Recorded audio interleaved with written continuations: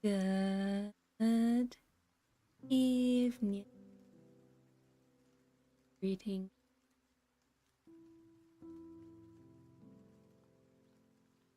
Hello, hugs. Mike. I don't know. Mike is picking me up. But, ASMR mic isn't working. Oh, it's not. Mike. No, I can see it. I'm not muted. You can't. Not when I'm actually having mic issues. So it looks like there's some kind of problem with the audio box. I don't know what it is, but someone else mentioned that apparently theirs is acting weird. So I'm just going to assume that they released an update that broke it. So I'm gonna have to look into that, I guess. The sound is stuttering.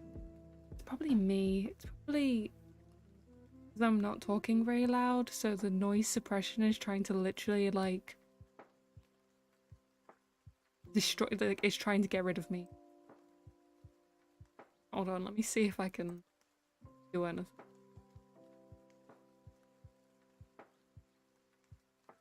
Maybe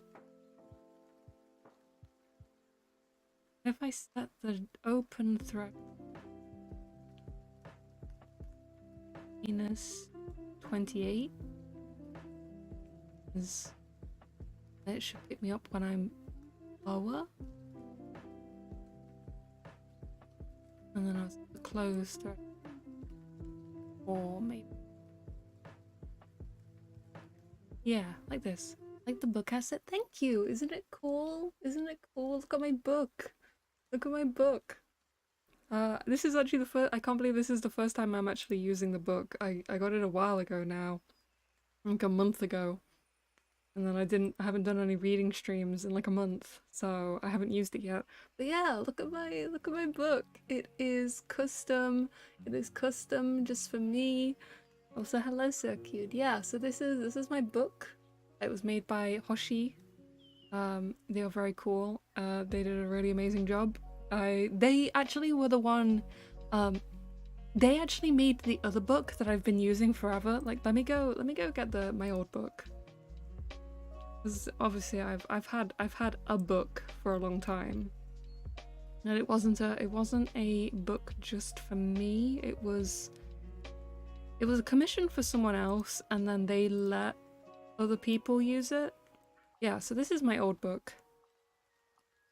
There's reflective metal corners. Yeah, I'll be careful, don't worry. So yeah, so Hoshi actually made this. This is the book I've been using for literally over a year, since basically not long after I started reading streams. And so I was like, you know, you did such a cracking job on this that I I want my own specifically for me, and as like a thank you for the fact that I've been using your work for free for literally over a year for like everything I do regarding reading streams. Love that. Thank you. It also, do you notice when I talk? You notice it glows in reaction to my voice? It's a magic book for me. Exclusively, only I can use it. But yeah, so the hearts glow with my voice, and then I can turn the page. Wow. I'm really happy to have this actually. I'm so glad. I would show you what the further, does it have pictures?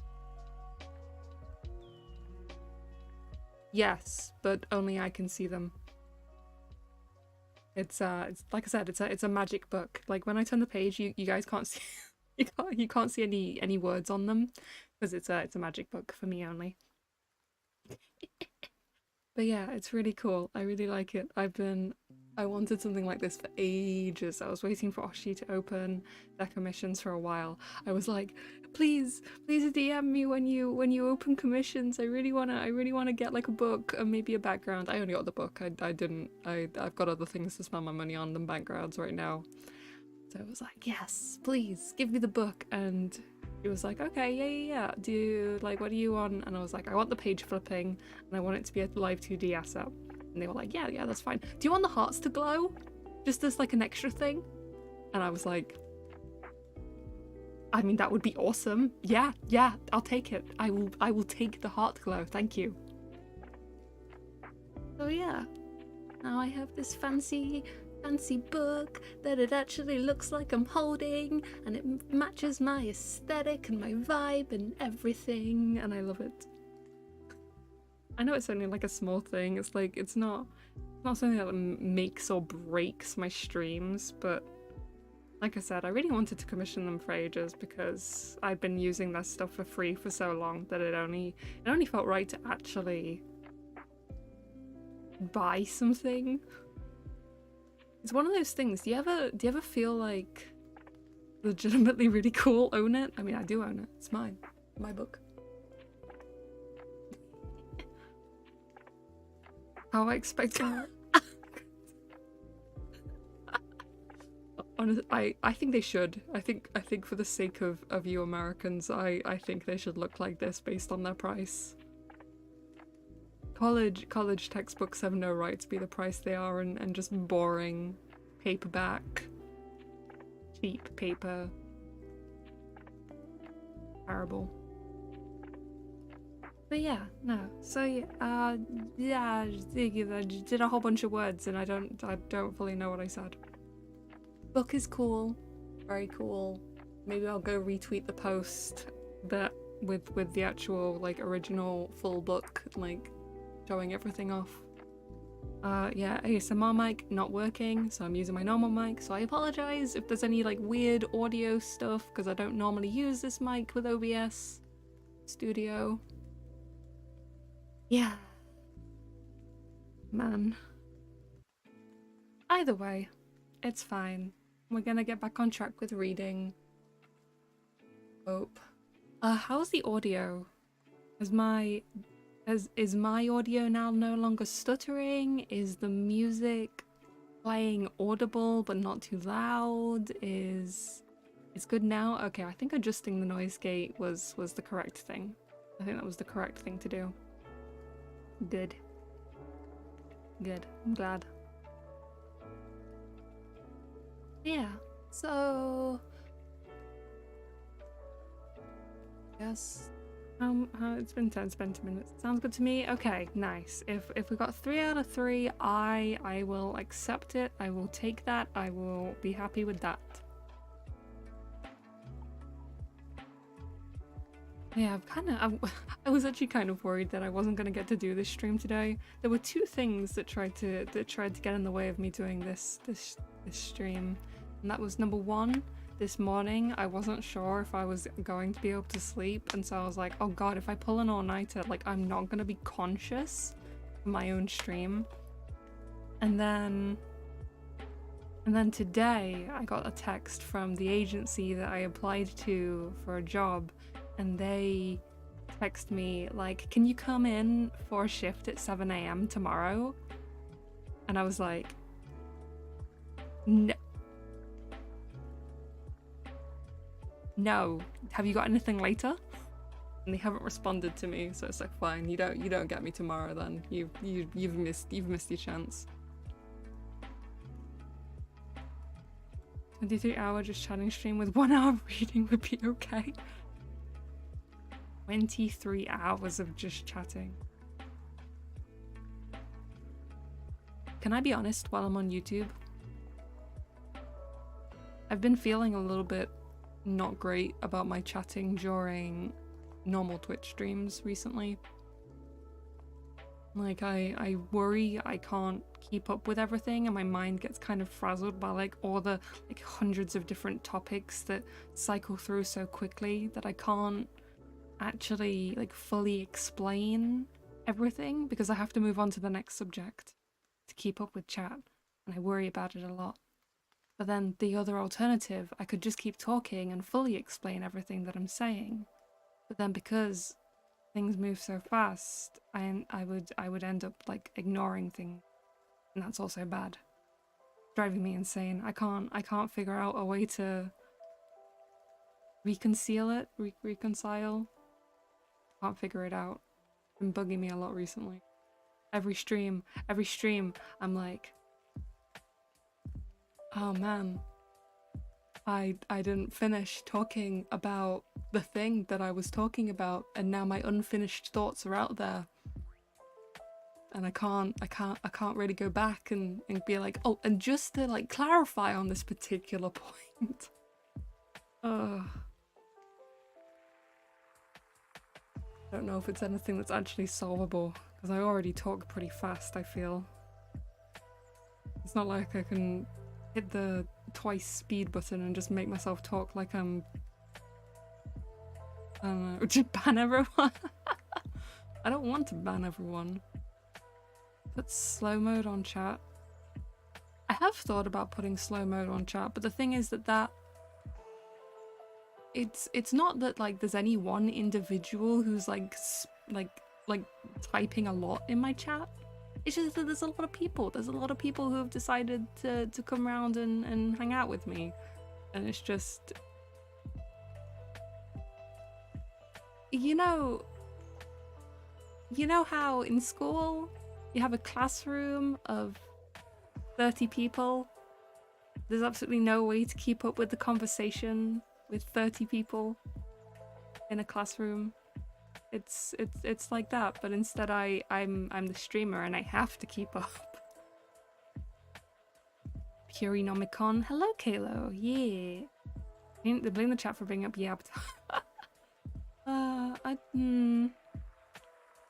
The thing is, like, there's a lot of topics I don't mind talking about, but sometimes things have been coming up sometimes that I'm a little bit more like, don't know how to properly explain my thoughts on this particular thing, like, but without, I want to like, I don't know. I worry sometimes. I wonder what my chat looks like to an outsider. Like, what does my chat look like to someone who's just coming in for the first time? Is it still approachable? I mean, I hope it is. I want it to be, but I suffering from too much success. I suppose so. It's one of those things that feels kind of like humble bragging. Oh yeah, I can't keep up with my chat because there's so many people chatting. Like, it just feels kind of shitty to be like that.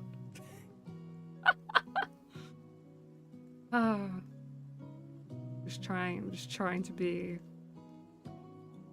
trying to view my current issues objectively. Yeah. We need to stop bringing up topics that cause Fury to short circuit. Maybe. Maybe. Is my mission in life now to be the most approachable Fury chatter? I wonder what makes someone approachable. Because I don't think am I approachable? I don't think I'm approachable. Or if I am approachable, no one wants to. People don't approach me very often. I've always been used to being on you're scared. Yeah, that's what I thought. People have always treated me as sort of unapproachable. I don't try to be. I don't know what it is about myself that is unapproachable. Because I try to be as approachable as possible because I can't approach people. I cannot approach people. So the only way that anything can occur is if they approach me. Does chatting count as approaching? In a way, yes. I think there's like different levels of approaching. And I think chatting is definitely one of them. Hope you be okay for eager today. Thank you, Kalo. I've been doing my best. We'll say that. We'll say I've been doing my best. I've been working hard. I've been working on a lot of stuff behind the scenes, but try not to like burn myself out at the same time. So busy. And yeah, it doesn't feel like it. Because I haven't been streaming, because there's like not much evidence of the stuff I've been working on, like it doesn't feel like I've been busy. But I have. Does that make sense? I hope that makes sense. Hopefully it will all be worth it though. Got less than a month now. Gotta do my Gambar best. That didn't work. That didn't work. That didn't work as a sentence. I was trying to think of, have you seen Love Live? There's a character in it called Ruby, and she says she'll do her Rubestie, as in her best, but Ruby. I tried to merge the words Gambare and best, and that did not work. I believe the Purigind is real. You believe more than me sometimes, I think. I'm trying my best. I'm trying, legitimately. Anyway, I should probably less than a month until... Yes! Yes, I just need my computer to not explode within the next month. Yeah. Which is actually more of a challenge than you might think, because some of the things that I'm trying to do make my computer reach like 80 degrees Celsius, which is not a healthy temperature for a computer. It's fine. I'll make it happen. It's okay. Anyway, I should probably read so we can actually get a chapter done today.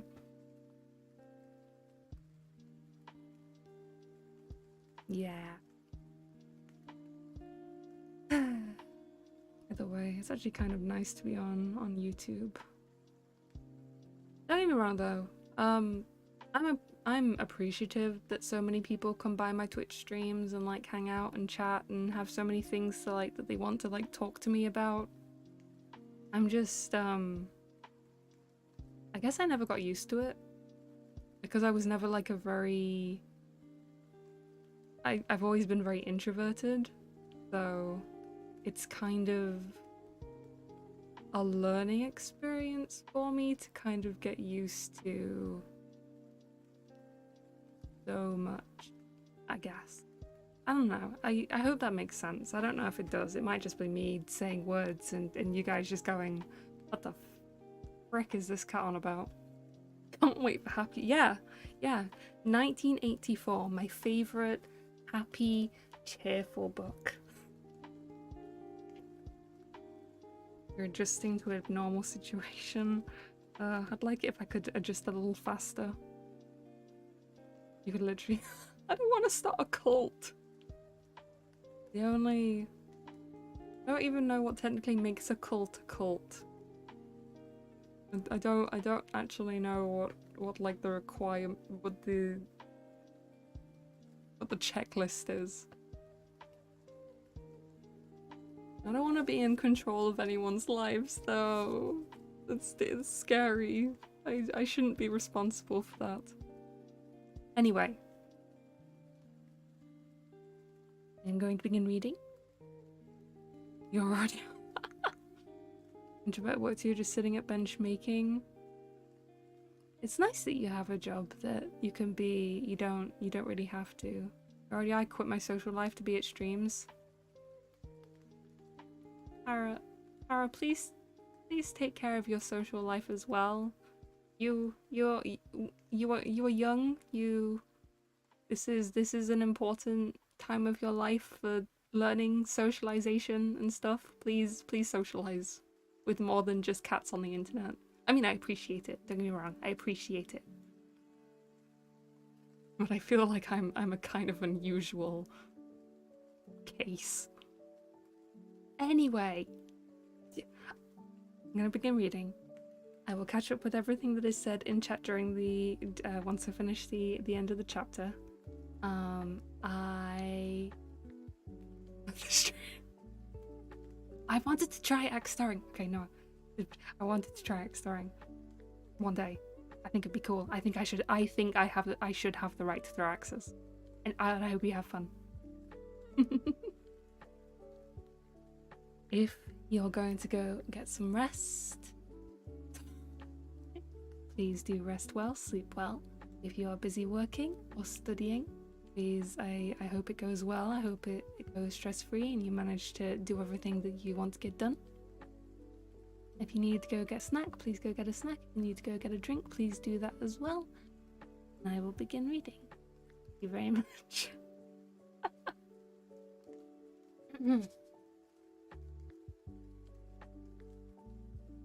Chapter 2.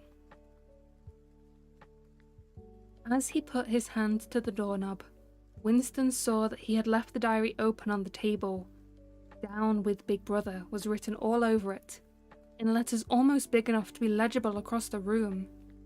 It was an inconceivably stupid thing to have done. But, he realised, even in his panic, he had not wanted to smudge the creamy paper by shutting the book while the ink was wet. He drew in his breath and opened the door. Instantly, a warm wave of relief flowed through him. A colourless, crushed-looking woman, with wispy hair and a lined face, was standing outside. "Oh, comrade," she began in a dreary, whining sort of voice. "I thought I heard you come in. You think you could come across and have a look at our kitchen sink? It's got blocked up and—" It was Mrs. Parsons, the wife of a neighbour on the same floor. Mrs. was a word somewhat discountenanced by the party. We were supposed to call everyone comrade, but with some women one used it instinctively. She was a woman of about 30, but looking much older. One had the impression that there was dust in the creases of her face. Winston followed her down the passage. These amateur repair jobs were an almost daily irritation. Victory mansions were old flats, built in 1930 or thereabouts, and were falling to pieces. The plaster flaked constantly from ceilings and walls, the pipes burst in every hard frost, the roof leaked whenever there was snow, the heating system was usually running at half steam when it was not closed down altogether for motives of economy. Repairs, except for what you could do for yourself, had to be sanctioned by remote committees, were liable to hold up even the mending of a window pane for 2 years. "Of course, it's only because Tom isn't home," said Mrs. Parsons vaguely. The Parsons flat was bigger than Winston's, and dingy in a different way. Everything had a battered, trampled on look, as though the place had just been visited by some large, violent animal. Games impedimenta, hockey sticks, boxing gloves, a burst football, a pair of sweaty shorts turned inside out, lay all over the floor, and on the table there was a litter of dirty dishes and dog-eared exercise books. On the walls were scarlet banners of the Youth League and the Spies, and a full-sized poster of Big Brother. There was the usual boiled cabbage smell, common to the whole building, but it was shot through by a sharper reek of sweat, which, one knew this at the first sniff, though it was hard to say how, was the sweat of some person not present at the moment. In another room, someone with a comb and a piece of toilet paper was trying to keep tune with the military music that was still issuing from the telescreen. "It's the children," said Mrs. Parsons, casting a half-apprehensive glance at the door. "They haven't been out today, and of course..." She had a habit of breaking off her sentences in the middle. The kitchen sink was nearly full to the brim with filthy greenish water, which smelt worse than ever of cabbage. Winston knelt down and examined the angle joint of the pipe. He hated using his hands, and he hated bending down, which was always liable to start him coughing. Mrs. Parsons looked on helplessly. "Of course, if Tom was home, he'd put it right in a moment," she said. "He loves anything like that. He's ever so good with his hands, Tom is." Parsons was Winston's fellow employee at the Ministry of Truth. He was a fattish but active man of paralysing stupidity, a mass of imbecile enthusiasms, one of those completely unquestioning, devoted drudgers on whom more even than on the thought police the stability of the party depended. At 35, he had just been unwillingly evicted from the Youth League, and before graduating into the Youth League, he had managed to stay on in the Spies for a year beyond the statutory age. At the ministry, he was employed in some subordinate post for which intelligence was not required. But on the other hand, he was a leading figure on the sports committee and all the other committees engaged in organising community hikes, spontaneous demonstrations, saving campaigns and voluntary activities generally. He would inform you with a quiet pride, between whiffs of his pipe, that he had put an appearance at the community centre every evening for the past 4 years. An overwhelming smell of sweat, sort of unconscious testimony to the strenuousness of his life, followed him about wherever he went, and even remained behind him after he had gone. "Have you got a spanner?" said Winston, fiddling with the nut on the angle joint. "A spanner?" said Mrs. Parsons, immediately becoming invertebrate. "I don't know, I'm sure. Perhaps the children." There was a trampling of boots and another blast on the comb as the children charged into the living room. Mrs. Parsons brought the spanner. Winston let out the water and disgustedly removed the clot of human hair that had blocked up the pipe. He cleaned his fingers as best he could in the cold water from the tap and went back into the other room. "Up with your hands," yelled a savage voice. A handsome, tough-looking boy of 9 had popped up from behind the table and was menacing him with a toy automatic pistol, while his small sister, about 2 years younger, made the same gesture with a fragment of wood. Both of them were dressed in the blue shorts, grey shirts and red neckerchiefs, which was the uniform of the Spies. Winston raised his hands above his head, but with an uneasy feeling. So vicious was the boy's demeanour, it was not altogether a game. "You're a traitor," yelled the boy. "You're a thought criminal. You're a Eurasian spy. I'll shoot you, I'll vaporize you, I'll send you to the salt mines." Suddenly they were both leaping around him, shouting traitor and thought criminal, the little girl imitating her brother in every movement. It was somehow slightly frightening, like the gambolling of tiger cubs, which will soon grow up into man-eaters. There was a sort of calculating ferocity in the boy's eye, a quite evident desire to hit or kick Winston, and a consciousness of being very nearly big enough to do so. It was a good job it was not a real pistol he was holding, Winston thought. Mrs. Parsons' eyes flitted nervously from Winston to the children and back again. In the better light of the living room, he noticed with interest there actually was dust in the creases of her face. "They do get so noisy," she said. "They're disappointed because they couldn't go see the hanging, that's what it is. I'm too busy to take them, and Tom won't be back from work in time." "Why can't we go and see the hanging?" roared the boy in his huge voice.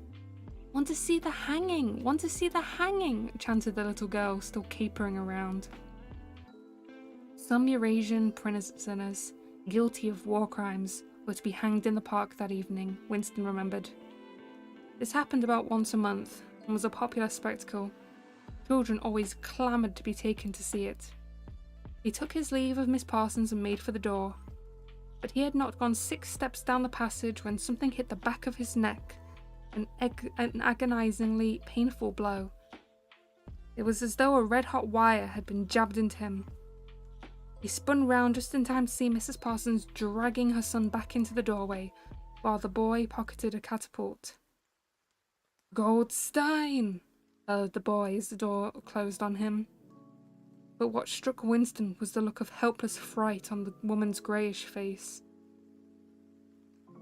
Back in the flat, he stepped quickly past the telescreen and sat down at the table again, still rubbing his neck. The music from the telescreen had stopped.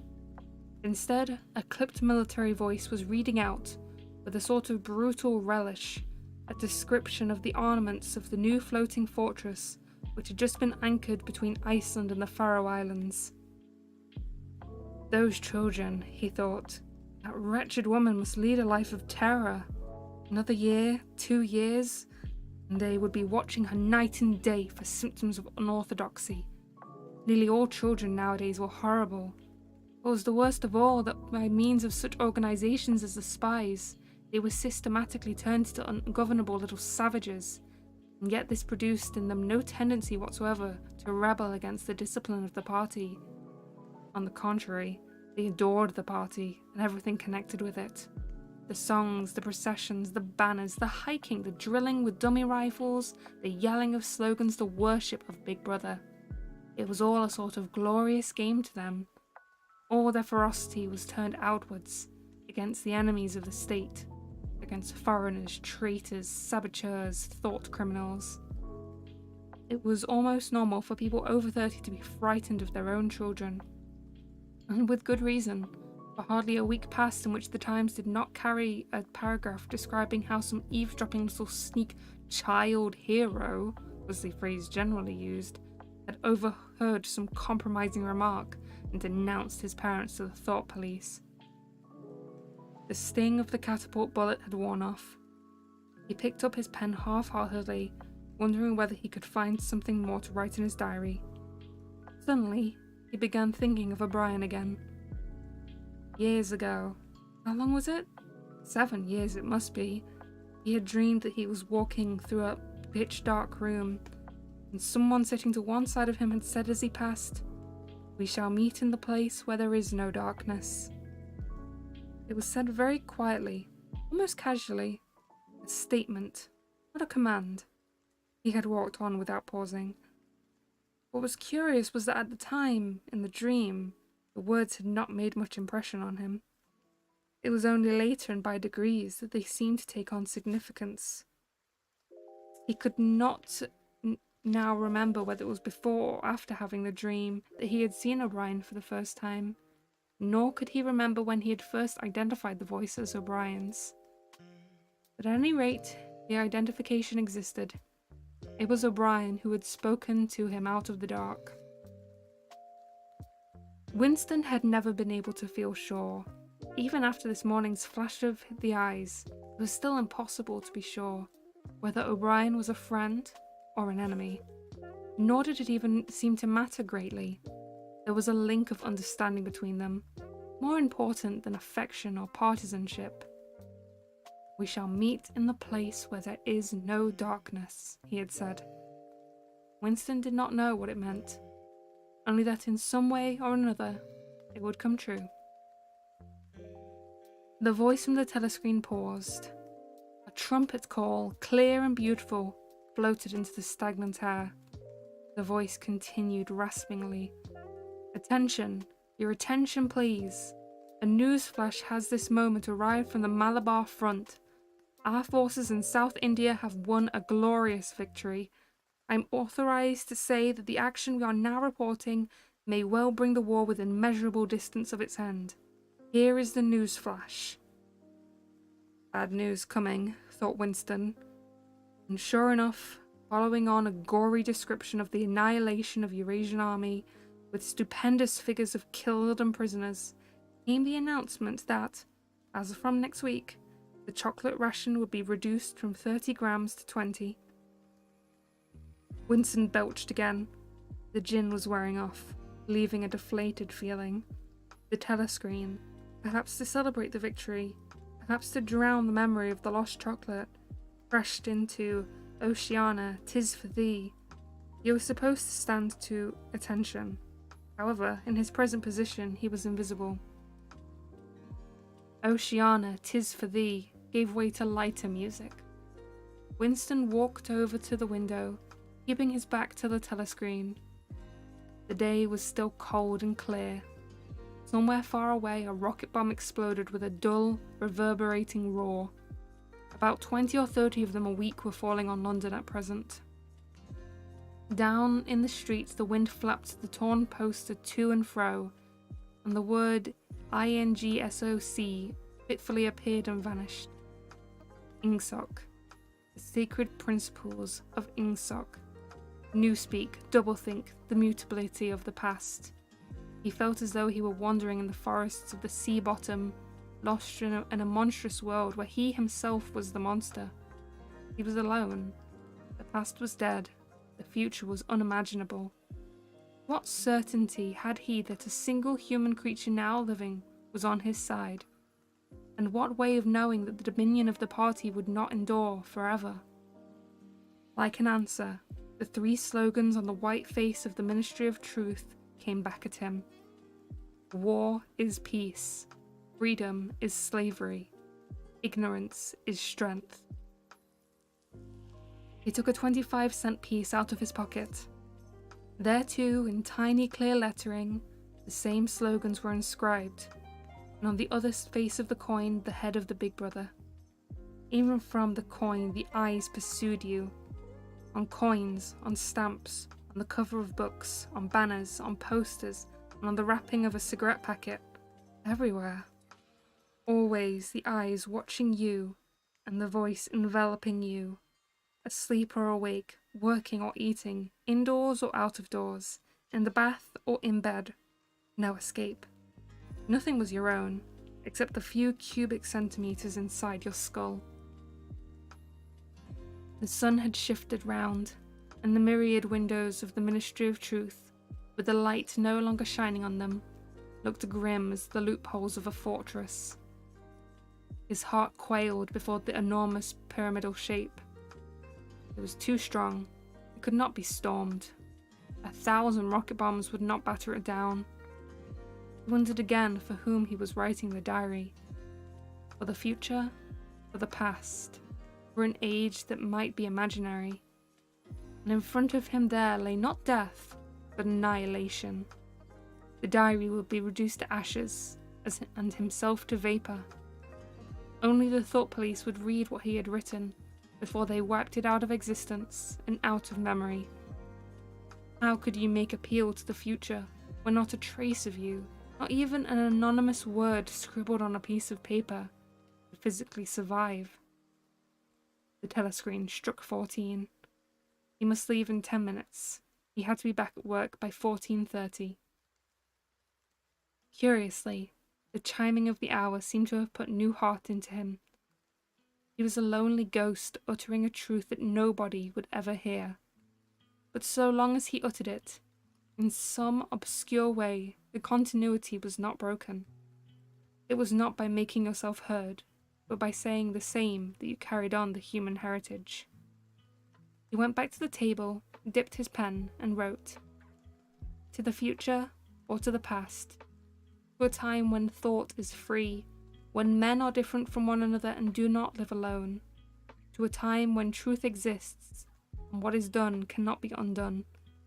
From the age of uniformity, from the age of solitude, from the age of Big Brother, from the age of doublethink, greetings." He was already dead, he reflected. It seemed to him that it was only now, when he had begun to formulate his thoughts, that he had taken the decisive step. The consequences of every act are included in the act itself. He wrote, thought crime does not entail death. Thought crime is death. Now that he had recognized himself as a dead man, it became important to stay alive as long as possible. 2 fingers of his right hand were ink-stained. It was exactly the kind of detail that might betray you. Some nosing zealot in the ministry, a woman probably, someone like the little sandy-haired woman or the dark-haired girl from the fiction department, might start wondering why he'd been writing during the lunch interval, why he'd used an old-fashioned pen, what he had been writing, and then drop a hint in the appropriate quarter. He went to the bathroom and carefully scrubbed the ink away with the gritty dark brown soap, which rasped your skin like sandpaper, and was therefore well adapted for this purpose. He put the diary away in his drawer. It was quite useless to think of hiding it, but he could at least make sure whether or not its existence had been discovered. A hair laid across the page ends was too obvious. With the tip of his finger, he picked up an identifiable grain of whitish dust and deposited it on the corner of the cover, where it was bound to be shaken off if the book was moved.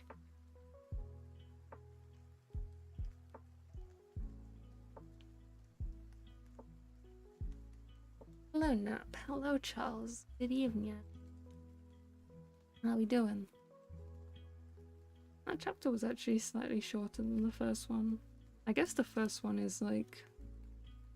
what is the narrative term for it? The hook? The thing that's supposed to like draw you in and get you to keep reading. Also, yeah, page 10 reel. I actually tried to set it up so that it would kind of do it automatically when I turned the page. But unfortunately, because of the way that the program works, I can't. I kind of have to like manually tell my book to turn its page. I will work something out though. I'll get the details figured out. The way it looks like probably chapter 4 relatively long. How many pages was that?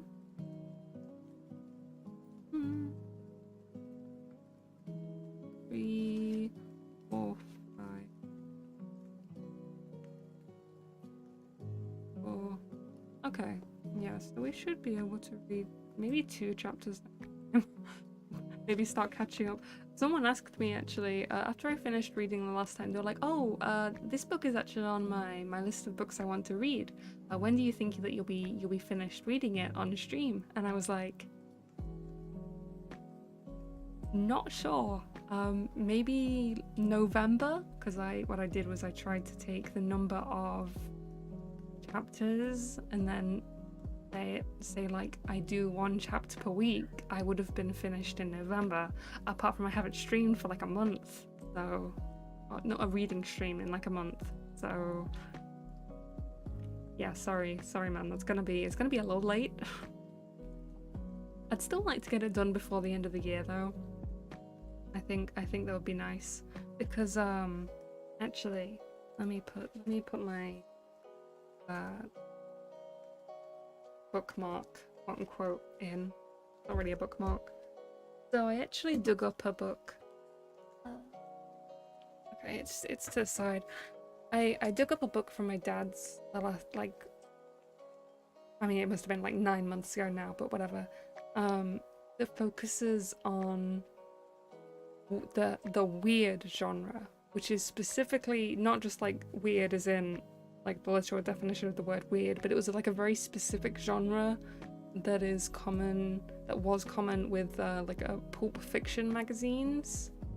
It's like the supernatural Lovecraftian style stuff, like unexplainable like circumstances. And I kind of want to read one of the stuff from that, because it's a compilation of stories. It's got loads. It's even got stuff by Lovecraft in it. But it has one by, I don't know how to say his name, Neil. I don't know how to pronounce his last name. G-A-I-M-A-N? Ian? The guy who he wrote Coraline? That one? There's something in there from him. I kind of want to read it because I feel like I can message him on Tumblr to be like, hey, so the book has that little passage at the front of it that says that you're not allowed to reproduce it by recording or like in text or anything. So like those are the reasons why some of the VODs for him. Those are the reasons why some of the VODs for some of the other books I've read like don't get saved and put into compilations on YouTube because technically it's copyright. However, Neil has a Tumblr. I can literally send him an ask. Like, hey, you wrote this one short story like years ago. Can I read it on stream? And that technically counts as getting permission from the copyright holder. It's pronounced... Oh, it is actually Gaiman. See, I wasn't sure if it was Gaiman or Gaiman. My weeb-ass self wants to say Gaiman.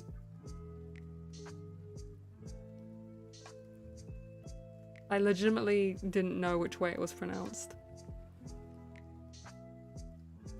Sorry for being a shitty weeb.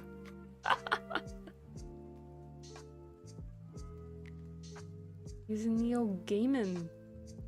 Playing video games. No, I just don't know words. That's all. Anyway. One of the reasons I think you're cool though just doesn't make sense as a reason. What do you mean it doesn't make sense as a reason? So for me, when I see the letters A-I together, they make an I sound.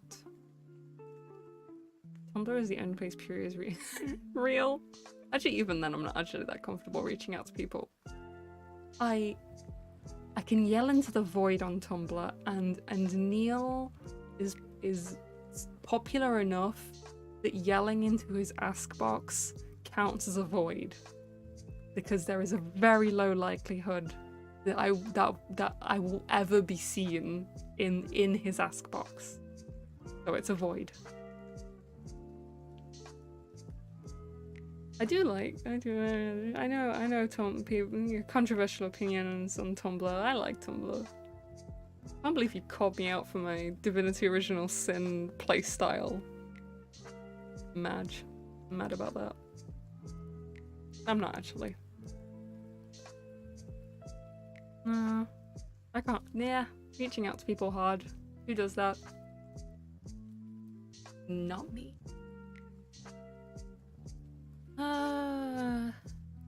Okay. I actually took an amitriptyline before I started streaming, so I am tired and actually have a potential chance to maybe sleep, which is amazing. Who would have thought? No one believes it. I'm going to go just yeah. I'm going to go do just that. There we go. Sleep arc. Not quite yet. Hopefully the sleep clinic will get in touch with me soon. They sent me a text saying that they would get in touch with me soon. But I still have to be patient for now. Like everything on the NHS. Like, you know, people probably saw me talking about it on Twitter. But I went to the dentist on Wednesday. That was yesterday. I forgot what day of the week it is. I've apparently been scarring the inside of my own cheek. Like, there is like a serious like amount of scar tissue now inside both cheeks. My dentist is like, oh yeah, we should probably remove the tooth that's causing that. And I was like, yeah, that would probably be a good idea. And she was like, okay, we'll get you booked in for November. I was like, that's in... You want me to wait like 2 months and a half while I'm literally like tearing up the inside of my own mouth? Sure, why not? Go for it. Not gonna get any better. I love waiting. That's my favorite. That's why I complain so much about biting my tongue, because I actually bite like the inside of my mouth quite a lot when I talk, because my wisdom teeth don't my top wisdom teeth face outwards. By a straight. See, that works well on a wobbly tooth where it's already about to come out. This is a wisdom tooth. This is like the, you know, the one that's right at the back of your mouth. Like very you can make with enough. Oh god. Gee, no, that just hurts me to think of. That hurts me to think about. You've just dealt me psychic damage. Good god. No, I don't like that. I don't like that. Anyway, pulling out my own teeth aside, things I'm not going to do, I am going to head to bed. I'm supposed to be. Alright, so it can be a work in progress. Yeah, there you go. But yeah, thank you for coming to reading stream. I do appreciate you guys who come by to this stream. I know that the alerts to YouTube also aren't as good, so I know that it's like harder to catch these streams, I think. But I do appreciate that you guys come around to my reading streams, especially since also I like I'm a little. I feel a little bit calmer here. I guess that's the point. It's a reading stream. It's cozy reading hour. I feel calmer here because I can keep up with chat better. I do use it as sleep aid, so well, I'm glad. I'm glad that number one, it can actually help you sleep, and number two, yeah, I'm glad people come by for the chats as well. So like, thank you, so cute, thank you. But yeah, I am going to head to sleep. Really, yeah, thank you for coming, thank you, I appreciate it. Next stream will probably be Monday. I'm not gonna make a schedule because I want to kind of leave myself the potential to like stream on other days, but it's likely that probably until my 3-year anniversary it's gonna be Monday streams and Thursday reading. I do want to improve it, but I'm just so tired.